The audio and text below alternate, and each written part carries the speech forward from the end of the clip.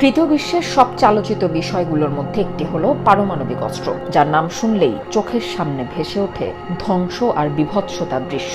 1945 সালে পৃথিবীর ইতিহাসে প্রথমবার এই গণবিধ্বংসী মরণাস্ত্রের ব্যবহার দেখে বিশ্ব। আজ থেকে প্রায় ৭৯ বছর আগে দ্বিতীয় বিশ্বযুদ্ধের শেষের দিকে জাপানের হিরোশিমা ও নাগাসাকিতে মাত্র একটি করে পরমাণু বোমা ফেলেছিল মার্কিন যুক্তরাষ্ট্র।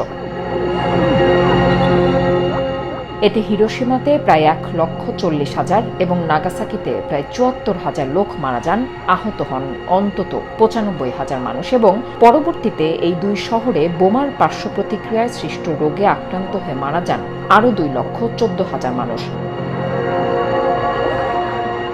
বর্তমানে এ ধরনের বিধ্বংসী ১২,৫০০টি পরমাণু বোমা রয়েছে উন্নত ও পরাশক্তির দেশগুলোর হাতে। পরমাণু অস্ত্রের ধ্বংসযজ্ঞ নিয়ে গবেষণা করেন এমন বিজ্ঞানীরা বলছেন, বর্তমান বিশ্বে যে পরিমাণ পরমাণু অস্ত্র মজুত রয়েছে তা দিয়ে পুরো পৃথিবীকে অন্তত ১২ বার ধ্বংস করা যাবে। চোখ কপালে ওঠার মতো এমন তথ্যের পরেও পরমাণু বোমা নিয়ে ভয়ানক খেলায় মেতে আছে ৯টি পরমাণু শক্তিধর দেশ। নিজেদের নিরাপত্তার জন্য আলোচনা কিংবা অন্য কোনো অস্ত্রের উপর নির্ভর না করে গণবিধ্বংসী পরমাণু বোমার ওপরই বেশি আস্থা রাখছে এই শক্তিধর দেশগুলো, যা পৃথিবীর জন্য ধ্বংসের ঝুঁকি বাড়াচ্ছে।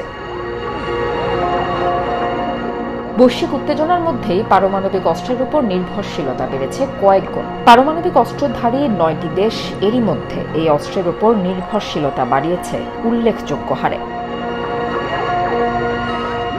সম্প্রতি স্টকহোম ইন্টারন্যাশনাল পিস রিসার্চ ইনস্টিটিউটে প্রকাশিত এক প্রতিবেদনে বলা হয়েছে, দেশগুলো পারমাণবিক অস্ত্রাগারের আধুনিকীকরণে ব্যয় গত বছর ১/৩ বাড়িয়েছে। তাছাড়া গাজা ও ইউক্রেন যুদ্ধকে কেন্দ্র করে আন্তর্জাতিক নিরাপত্তার অবনতি হয়েছে বলেও তাদের প্রতিবেদনে উল্লেখ করা হয়।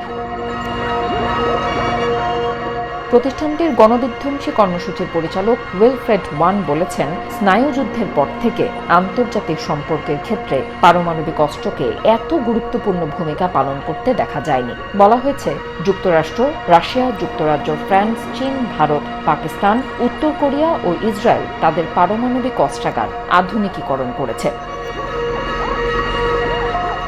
চলতি বছরে জানুয়ারি পর্যন্ত হিসেবে দেখা যায় বিশ্বে মোট ১২,৫০০টি পারমাণবিক অস্ত্র রয়েছে, যা আগের বছরের তুলনায় ৩২১টি কম। সম্ভাব্য ব্যবহারের জন্য সামরিক বাহিনীর কাছে মজুত আছে প্রায় ৯,৫৮৫টি।